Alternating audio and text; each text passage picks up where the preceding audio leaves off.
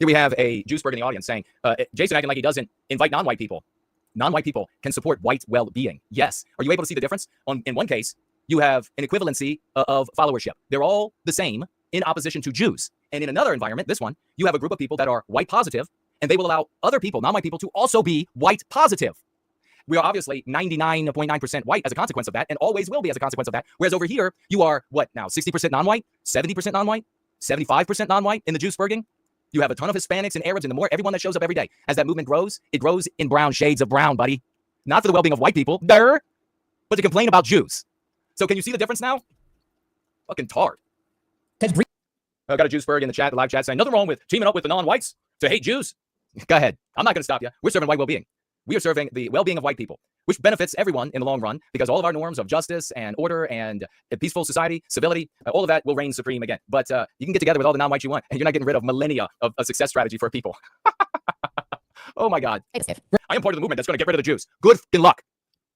All that matters. Do you care about white people in other places in the world? Right now, no. I care about every boy groper.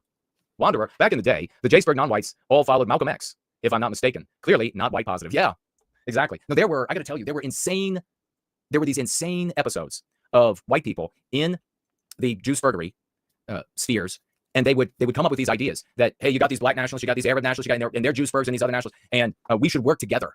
And of course, others were like, are you crazy? They're non-white. No, we are about white people, so it just wasn't gonna happen. But in some cases, they literally went and spoke at events a couple of times, white to non-white, more often non-white to white, because the white Juicebergs would tolerate black nationalists who would say things like all white people have to die, but they would have them appear at their meeting to talk about the Jews. And there would be no acrimony. They were treated fairly and nicely and everything. But you used to be able to find one of those, and maybe I'll remember who the guy was. Maybe it'll come back to me as I'm thinking about it.